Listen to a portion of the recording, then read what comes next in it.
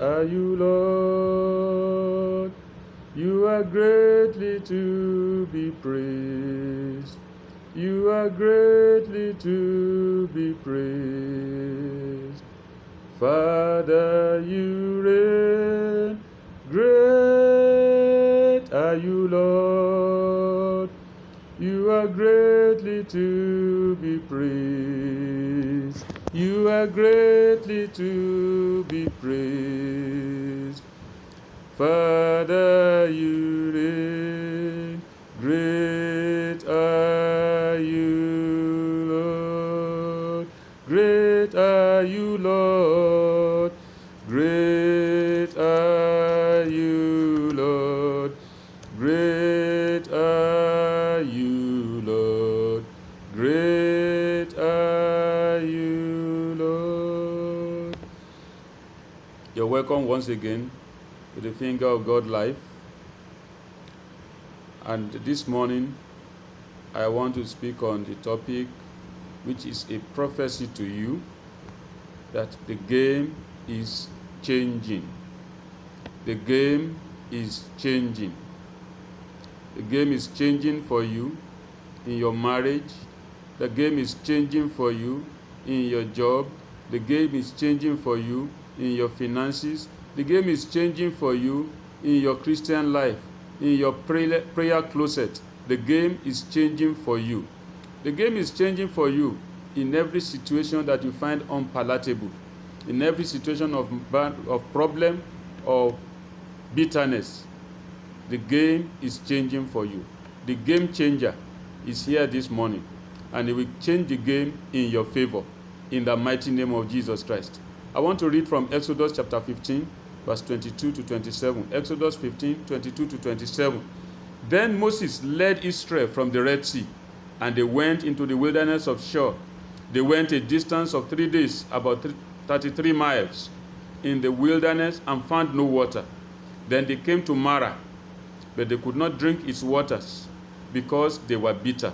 Therefore it was named Marah, bitter. The people grew discontented and grumbled at Moses, saying, "What are we going to drink?" Then he cried to the Lord for help, and the Lord showed him a tree, a branch of which he threw into the waters, and the waters became sweet. There the Lord made a statute and an ordinance for them, and there he tested them, saying, "If you will diligently listen and pay attention to the voice of the Lord your God, and do what is right in his sight, and listen to his commandments, and keep foremost in your thoughts, and actively obey all his precepts and statutes, then I will not put on you any of the diseases which I have put on the Egyptians, for I am the Lord who heals you." Then the children of Israel came to Elim, where there were 12 springs of water and 70 date palms, and they camped there beside the waters. The game is changing for you this morning, in the mighty name of Jesus Christ.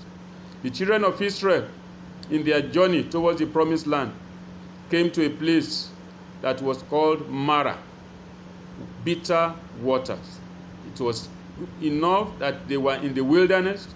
They traveled for 33 miles in the wilderness. They found no water. And when they eventually found the water was bitter. What pain, what anguish. And the people became discontented. They grumbled. Is that what you are doing in your present situation? My advice to you this morning is please quit grumbling, because the game will change for you. But for the game to change for you, you must do certain things. If you will diligently listen and pay attention to the voice of the Lord your God, and do what is right in his sight, then he will not put any of the pains of the land, any of the distresses that people are going through, he will not put through you. Marah is a place of test. Marah is a place of test. And just like it happened in the marriage at Cana of Galilee, when there's a test, when a child of God is going through a test, the Lord knows what he will do. He knows what he will do to bring sweetness He brought the sweetest wine after the wine ran out in Cana of Galilee. The Lord knows what he will do. I want you to say to yourself that the Lord knows what he will do in my situation to change the game in my favor. He knows what he will do. The rule of the examination, however, is whatever he tells you to do it. And I can assure you, if you do well in Mara, you will get to Elim. Elim is just around the corner.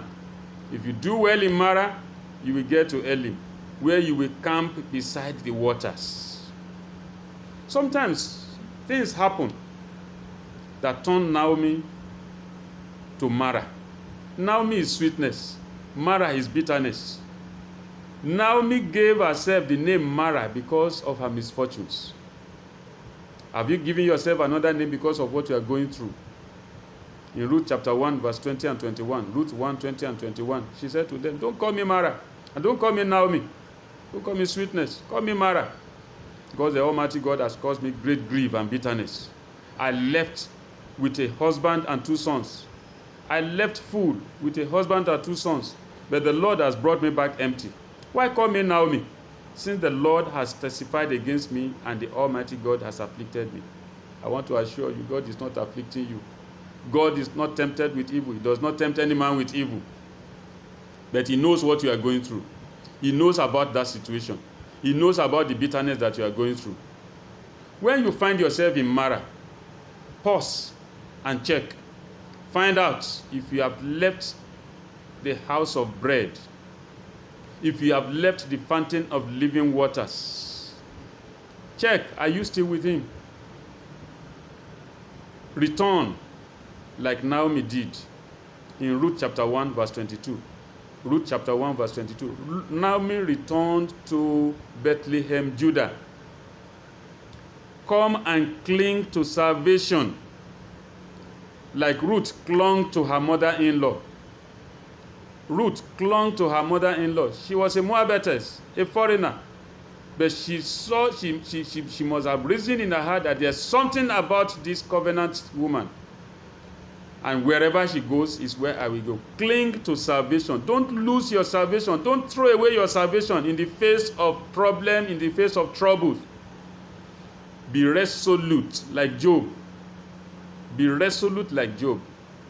Job said, even if he slay me, yet will I trust in him. Job chapter 13, verse 15. Job 13, 15.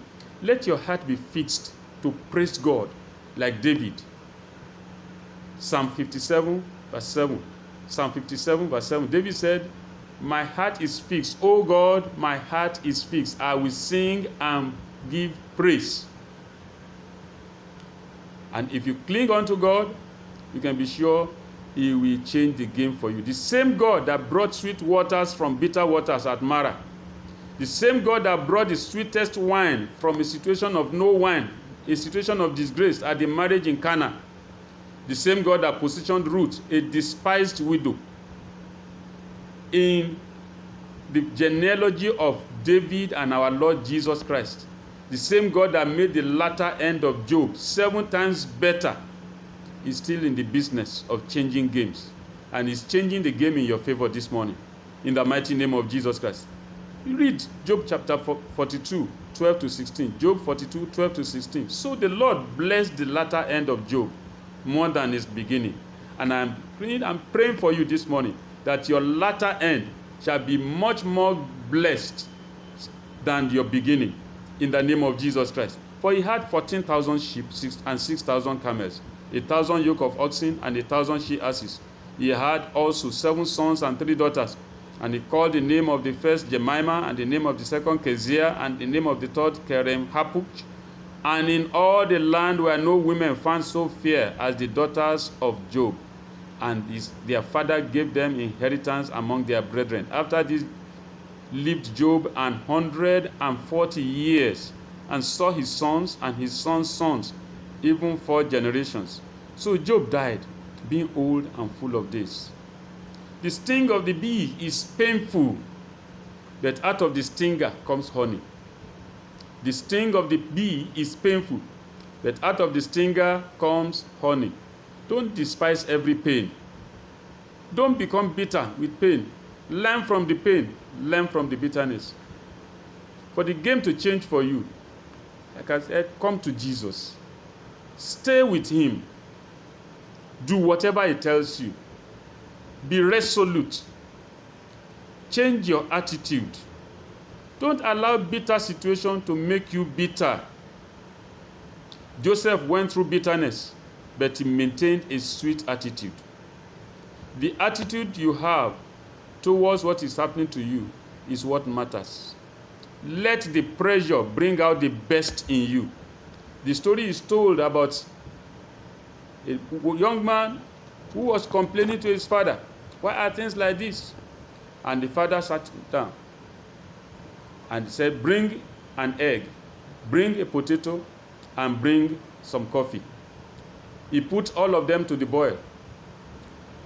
The egg, after boiling, became hardened. The potato, after boiling, became soft. But the coffee, after boiling, began to give out its aroma. Let the pressure, let the heat that you are going through bring out the aroma of Christ in you. You see, if you believe Romans chapter 8, verse 28, that all things work together for good for those who love God and who are called according to his purpose, you'll be able to say like Joseph, in every trial and every stress, in every distress, you'll be able to say like Joseph said in Genesis 50 verse 20. Genesis 50 verse 20, but as for you, you thought it evil against me, but God meant it unto good, to bring to pass as it is this day, to save much people alive. There's a song that says, unchangeable, reliable God. Everything is working out for my good. Let that be your confession. Whatever pain, whatever stress, whatever distress, whatever problem you find yourself in, make a confession that this is working out for my good. This will end in praise for me. Sweetness comes from the heart, and that also bitterness comes from the heart. If you allow this bitterness to get to your heart, you become bitter. As a man thinketh in his heart, so is he. That's why the Bible says, keep your heart with all diligence, for out of it comes the issues of life. For the game to change for you, quickly do seven quick things. And as much as the Lord will lay in your heart. Now, number one, change your focus. Change your focus. God told Abraham in Genesis 15 verse 1. Genesis 15 verse 1. He said, I am your exceeding great reward. But Abraham was looking at what was on ground. He was looking at Eliezer of Damascus as his only possible heir. He said, what will he give me, seeing that I go childless? And this Eliezer of Damascus, a servant born in my own house, is going to inherit all the blessings you have given me. God is saying to you this morning, take your focus away from man. Take your focus away from situation. Focus on me. I am your exceeding great reward. I will exceed your expectations. Number two, change your company. Change your path. Change your company. Change your path. Walk with God. In Genesis 17, God told Abraham, walk thou before me and be thou perfect. Is all you need. I am is all you need to change the game for you in any situation. When Moses asked God in Exodus chapter 3 verse 13, Exodus 3 verse 13, who shall I say sent me? The Lord answered in Exodus 3:14, say, I am that I am. He is sufficient for you to face the Red Sea, to drown your Pharaoh. He is enough to fill the wall of Jericho. He is enough to give you water from the rock. He is enough to give you manna and quails for provision. He is enough to turn bitter waters to sweetness. He is enough to overcome the scourge of serpents and cure any plague, including coronavirus. I am enough. I am is enough to keep you going until you reach your promised land. You will reach your goal. You will fulfill your destiny in the mighty name of Jesus Christ. Every good prophecy that has been spoken concerning you shall come to pass in the mighty name of Jesus Christ. The game will always change for you. The game will ultimately change for you in your favor whenever you introduce the I am into your equation. And I speak into the life of someone here this morning.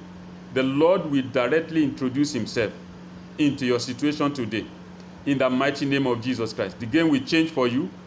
The game will change for your family. The game will change for the church. The game will change for Nigeria in the mighty name of Jesus Christ. The game will change for the world, for the nations of the world in the mighty name of Jesus Christ. Number 3, change your covenant. Change your covenant. In Genesis chapter 17, God told Abraham, my covenant shall be with you and your seed. My covenant shall be with you and your seed. God entered into a covenant with Abraham. And there is a better covenant today, procured through the blood of Jesus. Hebrews chapter 8 verse 6. But now hath he obtained a more excellent ministry, by how much also he is able. He is the mediator of a better covenant, which was established upon better promises. For the game to change for you, change your prayer. Change your prayer. And to change your prayer, change your prayer, I have 3 things. Number 1, be importunate. Pray in season, out of season. Jacob had been a struggler of his life, but at Bethel, he changed his prayer. Genesis 32, verse 26. Genesis 32, 26 said, and he said, let me go, for the day breaketh. And he said, I will not let thee go, except thou bless me. Don't let go. Don't stop praying. Don't give up until your blessing comes. All the days of my appointed life will I wait till my change comes. Keep praying. Pray until something happens. Change your prayer. Be importunate. Pray for others. Learn also to pray for others. Don't be inwardly turned. Just turn to yourself. Every prayer, 100 prayer points, and all of them is for you. The world does not start and end with you. Pray for others. In the process of praying for others, you get inspired even to pray more. And God will have mercy and remember you. God turned the captivity of Job when he prayed for his friends. Job chapter 42 verse 10. Job 42 verse 10. And the Lord turned the captivity of Job when he prayed for his friends. Also the Lord gave Job twice as much as he had before. And number 3, change your prayer. Pray for things of lasting value. Pray for things of lasting value. Solomon's prayer pleased God because he asked for wisdom to rule his people. 1 Kings chapter 3, 9 to 10. 1 Kings 3, 9 to 10. He said, give therefore thy servant an understanding heart to judge thy people, that I may discern between good and bad. For who is able to judge this thy so great a people? Solomon was concerned about the assignment that God had given to him. And the Bible says the speech pleased the Lord, that Solomon has asked this thing. For the game to change for you, number 5, change your giving. Change your giving. I know many people don't want to hear this. This problem. Things are hard. And you are asking us to give. I even listened to somebody online who was saying the church sent him account to give his offering under the pandemic. Oh God. It is well. In Genesis 18, 1 to 15. Genesis 18, 1 to 15. Abraham entertained strangers that were just passing by. Unknown to him, they were the angels of the Lord. When you make a habit of generosity, the game will always change in your favor. In 1 Kings 3, 4 and 5. 1 Kings 3, 4 and 5. Solomon gave 1,000 burnt offerings, and God gave him a blank check. 2 Kings chapter 4, 8 to 17. 2 Kings 4, 8 to 17. The Shunammite woman kept raising her game in giving and in generosity. Through this, she attracted prophecy that changed the game for her. The game will change for you. Don't allow what you are going through to change what you are or to change who you are. You are a child of God. God is a giving God, and your life is patterned after him. He gave what was irreplaceable. He gave his only begotten Son, Jesus Christ. Number 6, change your heart, change your thoughts. Change your heart, change your thoughts. And the medicine to change your thought is found in Philippians chapter 4, verse 8. Philippians chapter 4, verse 8. Change your heart, because as a man thinketh in his heart, so is he. Philippians 4:8 says, finally, brethren, whatsoever things are true, whatsoever things are honest, whatsoever things are just, whatsoever things are pure, whatsoever things are lovely, whatsoever things are of good report, if there be any virtue, if there be any praise, think on these things. Think on these things. Think on the things that are good. Stop thinking all the time, what if I die? Hey, what if this money go? Oh, what if the house burn? What? Why should it burn?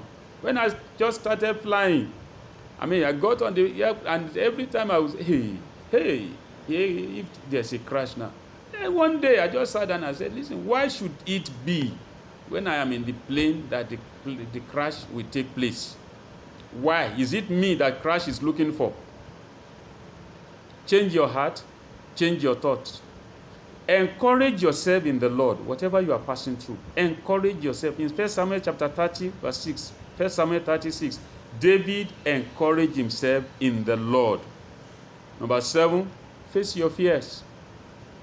Face your fears. Call the devil's bluff. Call his bluff, and you will discover that the worst that he is threatening will not happen. Even if it happens, the effect he's saying or he thinks it will have on you will not be that effect. I thank God, because God is being faithful to us in Nigeria, being faithful to us, especially in Delta State, is being faithful to us in Africa. Because if the projection that they spoke concerning this pandemic was to be true or to come to pass, in fact, fear was in everybody's heart. Face your fears. Call the devil's bluff. And you will discover that the worst that is threatening to happen will not happen. I said, we will not open church. We will not open the church because we have worshipped for 2 Sundays now. The statistics in Delta State is still the same. Shame on the devil. 2 Kings chapter 7, 3-5. 2 Kings chapter 7, 3-5. There were 4 leprous men sitting at the gate of a city, the city of Samaria. They were there.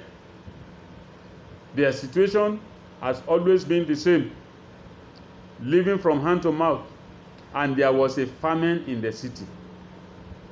During the best of times, lepers, they find it rough. Now there was a famine so severe that women were killing their children, boiling their children to eat. And one day, and this is that day for you, they sat up and said, come, they said, why are we sitting there? Why are we sitting here waiting for death? Say, listen, let's go. Wherever that death is, let's go and meet it. If we say we will enter the city, there's famine in the city. So they chose the death they want to die. They say, if we go into the city, there's famine. We will die there. If we sit here, we also die. Now, therefore, come, let us fall into the host of the Syrians. They chose the death. They say, okay, since it is died, like one of my friends will always say, all die and I die. This one said, okay, let's go and die in the camp of the Syrians. If they save us alive, we will live. If they kill us, we will still die. We will die. Like my friend, he said, all die and I die. Listen, the moment you stop fearing death is the day you are free from the devil. And they rose up in the twilight to go unto the camp of the Syrians. And when they were come to the uttermost part of the camp of Syria, behold, there was no man there. Can you imagine? Can you imagine if these lepers had stayed? And because they were ready to dare the consequences, they brought good news to the city of Samaria. I am praying for somebody here today that through you, solution will come to the problem facing your family. Through you, solution will come to the problem facing the church. Through you, solution will come to the problem facing your nation, this nation Nigeria, in the mighty name of Jesus. Solution will come to the problem facing your nation, wherever you are, in the mighty name of Jesus Christ. Let us pray. For the game to change for you, you need to take a step. All have sinned and have come short of the glory of God. All have sinned and have come short of the glory of God, and the wages of sin is death. That one cannot change. For the game to change for you, you must get out of that equation of all have sinned and the wages of sin. That equation is not variable. You cannot vary it. The only thing that can change this equation is the precious blood of Jesus Christ. Come to Jesus, give your life to Jesus, and the game begin to change for you. Corinthians chapter 5 verse 17 says, whoever is in Christ is a new creature. New things for you to experience new things, you must come to Christ. Old things are passed away. All things are become new. You want to do that? Pray with me now. Say, Almighty God, I thank you because you are the unchanging changer.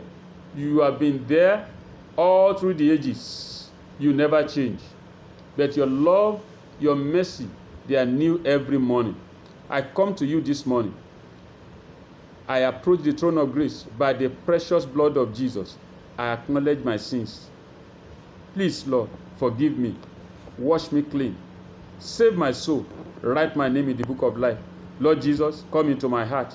Be my Lord and my Savior. And let the game begin to change for me. Begin to change in my favor. In Jesus' mighty name, we pray. Amen. I want you to pray these few prayers with me. Say, Father, in the name of Jesus, I take divine insurance for myself by the blood of Jesus against every accident, against every calamity, against every pestilence, in the mighty name of Jesus Christ. I take divine insurance for myself. I take divine insurance for my family, for my household, by the blood of Jesus, against every accident, against every calamity, against every pestilence, in the mighty name of Jesus Christ. In Jesus' mighty name we pray. Thank you, Father. Esther chapter 5 verse 13. Esther chapter 5 verse 13. There are people that build their joy on other people's sorrow. Haman said, yet all this availeth me nothing, so long as I see Mordecai the Jew sitting at the king's gate. There are people that build their joy when they see other people suffering. They are going to pray. They say, in the name of Jesus, those who build their joy, those who want to build their joy on my sorrow, Father, disappoint them. Disappoint them in the mighty name of Jesus Christ. Thank you, Almighty Father. In Jesus' mighty name we pray. Every embargo on my joy be lifted by fire in the name of Jesus Christ. Every embargo on my joy be lifted now in the name of Jesus. Every arrester of my joy be arrested now in the mighty name of Jesus Christ. Thank you, Almighty Father. In Jesus' mighty name we pray. You need to pray against negative thoughts. Thoughts of discouragement, depression, even thoughts of ending it all, suicide. Pray in the name of Jesus. Say, Father, every negative thought, in the name of Jesus, every negative thought, every spirit of discouragement, every spirit of depression, suicidal thoughts, depart from me now, in the mighty name of Jesus Christ. I am a winner. I will not lose. I cannot lose. In the name of Jesus. This also shall pass away. I am passing through. I am coming up. From this lockdown, I'm getting a lifting up. In the name of Jesus Christ. From the cast down, I am getting a lifting up. In the name of Jesus Christ. Thank you, Father. In Jesus' mighty name we pray. Say, Father, make me a solution. Make me a solution. This is very important prayer. Make me a solution to the problems of my family, to the problems of your church. Make me a solution to the problems of Nigeria. Make me a solution to the problem facing this generation. In the mighty name of Jesus Christ. Thank you, Almighty Father. In Jesus' mighty name we pray. Say, Father, bring sweetness out of every bitterness going on in my life. Bring sweetness out of every bitterness going on in my life, going on in my family, going on in Nigeria, going on in the nations of the world. Bring sweetness, O Lord, out of this bitterness, out of this pandemic, O Lord God. Contrary to projections, mighty Father, bring sweetness. Bring joy. Father, let us rejoice at the end of this whole episode. In the name of Jesus Christ. Thank you, mighty God. In Jesus' mighty name we pray. Pray again and say, Father, don't let my sweetness turn to bitterness. Don't let my sweetness turn to bitterness. Do not let this sweetness end, and don't let it turn to bitterness. In the mighty name of Jesus Christ. Thank you, Almighty Jehovah. In Jesus' mighty name we pray. Amen. I want us to pray this specially concerning the present coronavirus, COVID-19. You see, in Revelation chapter 5, 1 to 5, Revelations 5, 1 to 5, I'll read the Message translation. It says, I wept and wept that no one was found able to open the scroll, able to read it. One of the elders said, don't weep. Look, the Lion of the tribe of Judah, the root of David's tree, has conquered. He can open the scroll. He can rip through the 7 seals. There was no one in heaven, no one on earth, no one from the underworld able to break open the scroll and read it. COVID-19, coronavirus, has defied solution so far. But the solution is not beyond the Lion of the tribe of Judah. He prevailed. He is the one that stands between the thrones of heaven and earth. He is the one that took up the challenge when no man was found able or worthy to break the seal and open the scroll. You are going to call upon him as the Lion of the tribe of Judah, the one who stands between the thrones of heaven and earth, the one who took up the challenge when no man was worthy to break the seal and open the scroll. Say, Lord Jesus, Lion of the tribe of Judah, intervene today. Crack the code of COVID-19. Crack the code of COVID-19. Solve the riddle. Reveal the mystery of coronavirus. Solve the riddle. Reveal the mystery of coronavirus that has perplexed rulers and experts, and get yourself the glory. Thank you, Almighty Father. And do you know what? The solution can come through you.